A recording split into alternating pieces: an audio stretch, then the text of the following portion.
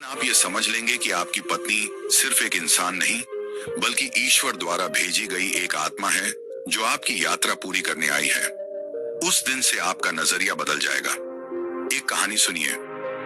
एक बार एक साधु ने अपने शिष्य से पूछा, तुम्हारी पत्नी कैसी है? शिष्य ने कहा, गुरुदेव, वो कभी कभी मुझे बहुत परेशान करती है, लेकिन मैं उससे प्रेम करता हूँ। साधु मुस्कुराए और बोले, वो तुम्हें परेशान नहीं कर रही, वो तुम्हारे भीतर के अधूरे हिस्सों को पूरा कर रही है। ये बात सुनकर शिष्य को समझ आया कि पत्नी का काम सिर्फ सुख देना नहीं, बल्कि आपको आत्मिक रूप से पूर्ण बनाना भी है। योगानंदा कहते हैं कि अगर पति और पत्नी दोनों ध्यान, प्रार्थना और आत्मचिंतन को अपने रिश्ते में शामिल कर लें, तो उनका संबंध सिर्फ एक सामाजिक रिश्ते से उठकर आध्यात्मिक साझेदारी बन सकता है।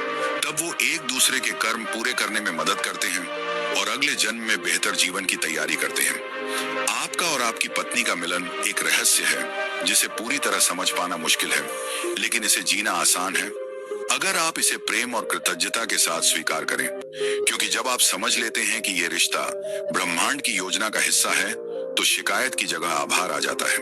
परमहंसा योगानंदा कहते हैं कि पति पत्नी का रिश्ता सिर्फ आज की कहानी नहीं है, ये कई जन्मों का संगम है। हम मनुष्य अक्सर सोचते हैं कि हमने अपनी पसंद से साथी चुना है, लेकिन आत्मा के स्तर पर यह चुनाव पहले ही हो चुका होता है।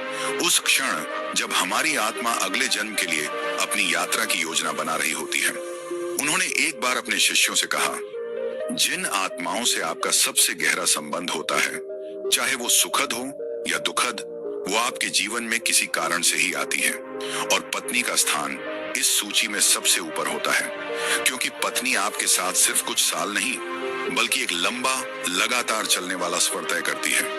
वो आपकी रोजमर्रा की आदतों से लेकर आपके गहरे विचारों तक सब देखती है, और ये रिश्ता आपको भीतर से बदल देता है, चाहे आप माने या न माने। अब सोचिए, जब दो आत्माएं बार बार जन्म लेकर मिलती हैं, तो उनके बीच अनगिनत भावनाएं, अधूरे वादे और पुराने घाव जमा हो जाते हैं। यही कारण है कि कभी ये रिश्ता बहुत सहज लगता है, तो कभी इसमें अनजाना तनाव बना रहता है। ये उस पुराने हिसाब किताब का असर है जो अभी पूरा होना बाकी है। पिछले जन्मों के संकेत आज के जीवन में भी दिखते हैं। हो सकता है आपको अपनी पत्नी से पहली मुलाकात में ही एक अजीब सा अपनापन महसूस हुआ हो, जैसे आप उसे बरसों से जानते हैं। या फिर हो सकता है कि कुछ परिस्थितियों में आप दोनों के बीच बिना कारण बहस हो जाती हो, मानो कोई पुराना झगड़ा फिर से उठ खड़ा हुआ हो। ये सब आत्मा की यादें हैं जो अवचेतन स्तर पर आपके भीतर काम कर रही हैं। पौराणिक दृष्टांत इस बात को बार बार साबित करते हैं। उदाहरण के लिए शिव और पार्वती की कहानी लीजिए। पार्वती का जन्म, तपस्या और शिव से विवाह, ये सब उनके पिछले जन्म के अधूरे मिलन का परिणाम था, जब वो सती के रूप में जन्मी थी और शिव से प्रेम करती थी। उस जन्म में उनका रिश्ता अधूरा रह गया, लेकिन अगले जन्म में ब्रह्मांड ने उन्हें फिर मिलवाया। ये दिखाता है कि आत्माएं अपना रास्ता ढूंढ ही लेती हैं, चाहे इसके लिए कितने भी जन्म क्यों न लेने पड़े।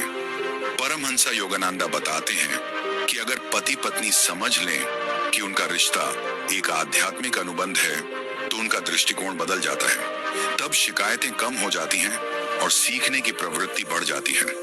उदाहरण के लिए, अगर पत्नी आपको किसी गलती पर टोकती है, तो आप इसे आलोचना नहीं, बल्कि सुधार का अवसर मानते हैं। अगर वो आपको किसी काम में रोकती है, तो आप सोचते हैं कि शायद वो आपको किसी बड़े नुकसान से बचा रही है। लेकिन इसका मतलब ये नहीं कि हर रिश्ता आसान होता है। कई बार पति पत्नी का रिश्ता बेहद चुनौतीपूर्ण भी हो सकता है। योगानंदा कहते हैं, जब आत्मा को बहुत तेजी से आगे बढ़ाना होता है, तो उसे कठिन रिश्तों में रखा जाता है। इसका कारण ये है कि सुख में हम आराम करते हैं, लेकिन संघर्ष में हम सीखते हैं। इसलिए अगर आपकी पत्नी के साथ आपका रिश्ता कभी कभी चुनौतीपूर्ण लगता है, तो इसका मतलब ये हो सकता है कि ईश्वर आपके भीतर किसी बड़े बदलाव की तैयारी कर रहा है। एक असली घटना योगानंदा ने सुनाई थी। उनके एक शिष्य की शादी बहुत कठिन थी। पत्नी गुस्सैल स्वभाव की थी और अक्सर उसे डांटती थी। एक दिन वो शिष्य योगानंदा के पास गया और बोला, गुरुदेव, मैं इस रिश्ते से थक गया हूँ।